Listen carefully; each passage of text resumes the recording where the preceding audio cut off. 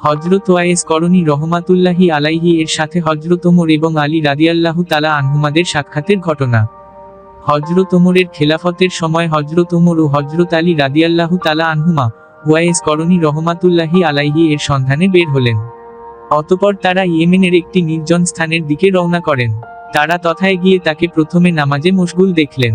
তিনি লোক আগমনের শব্দে নামাজ সংক্ষেপ করলেন এবং সাহাবাদেরকে সালাম করলেন। হযরত ওমর সালামের জবাব দিয়ে তার নাম জিজ্ঞেস করলেন। উত্তরে তিনি আব্দুল্লাহ অর্থাৎ আল্লাহর দাস বললেন। তখন হযরত ওমর বললেন, আমরা সকলেই আল্লাহর দাস। আপনার প্রকৃত নাম কি? উত্তরে তিনি বললেন, ওয়াইস। হযরত ওমর নবীজির নসিহত অনুযায়ী তার ডান হাতে সাদা চিহ্ন দেখতে পেয়ে হযরত ওমর তার হস্তে চুম্বন করলেন এবং বললেন, রাসূলুল্লাহ আপনাকে সালাম জানিয়েছেন এবং নিজ জুব্বা মোবারক আপনাকেই দান করেছেন এবং তার উম্মতদের জন্য দোয়া করতে বলে গেছেন। হযরত ওয়াইস বললেন, ওমর, আপনি বিশেষভাবে বিবেচনা করে দেখুন, নবীজি যার কথা বলেছেন, হয়তো তিনি অন্য কেউ হবেন। হযরত ওমর বললেন, আপনার হাতে যে চিহ্ন আছে সে ব্যাপারে নবীজি বলে গেছেন। হযরত ওয়াইস বললেন, আগে রাসূলুল্লাহর জুব্বাটি দিন, তারপর দোয়া করব। এই বলে তিনি সিজদায় গিয়ে বললেন, হে আল্লাহ, যেহেতু নবীজি এই জুব্বা আমাকে দান করেছেন, যে পর্যন্ত উম্মতে মুহাম্মদীকে তুমি মাফ না করো, সে পর্যন্ত আমি এই পবিত্র জুব্বা পরব না। আওয়াজ হলো, তোমার দোয়ার উসিলায় কিছু সংখ্যক লোককে মাফ করব।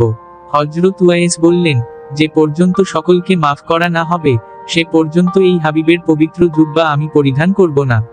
আওয়াজ হলো, আরো লোককে মাফ করা হবে। ওয়াইস সিজদায় থেকে এভাবে কথোপকথনে রত ছিলেন। এমন সময় হযরত আলী তার সামনে উপস্থিত আসলে তিনি সিজদা থেকে মাথা তুললেন এবং বললেন, যে পর্যন্ত সমস্ত উম্মতকে মাফ না করা হবে, সে পর্যন্ত আমি জুব্বা পরিধান করতাম না। বর্ণিত আছে ওয়াইস করনী এর তোফাইলে বনি রবিয়া ও বনি মোজার সম্প্রদায়ের দুটির ছাগলসমূহের লোমরাশির অনুরূপ উম্মতে মুহাম্মদীকে মাফ করা হয়েছিল। হযরত আলী হযরত ওয়াইসের এই সকল কথা শুনে নির্বাক হয়ে বসে পড়লেন। হযরত ওয়াইস করনী বললেন, আপনারা কি নবীজিকে দেখেছেন? হযরত ফারুক বললেন, হ্যাঁ। আচ্ছা বলুন তো, তার ভ্রু দুটি সংযুক্ত না পৃথক ছিল? তারা কেউ এই কথার সঠিক উত্তর দিতে পারলেন না। অতঃপর হযরত ওয়াইস বললেন, আপনারা কি নবীজির বন্ধু? তারা উত্তরে বললেন, হ্যাঁ। হযরত ওয়াইস বললেন, যদি আপনারা প্রকৃত বন্ধুই হতেন, তবে শত্রুরা যেদিন তার পবিত্র দাঁত ভেঙে দেয়, সে দিন কেন আপনারা নিজেদের দাঁত ভেঙে ফেললেন না? এই বলে তিনি নিজের দাঁতগুলো তাদেরকে দেখালেন। তার সব কয়টি দাঁতই ভাঙ্গা ছিল। তিনি বললেন, আমি নবীজিকে চর্মচোখে না দেখেই নিজের দাঁত ভেঙে ফেলেছি। নবীজির কোন দাঁত ভেঙেছে এটা না জানার কারণে একে একে সমস্ত দাঁত ভেঙে ফেললাম। এটা শুনে হযরত ওমর ও হযরত আলী এর শরীর কেঁপে উঠল। তারা বুঝতে পারলেন, আল্লাহর রাসূলের প্রতি তার আশিকের মহব্বত অন্যরকম।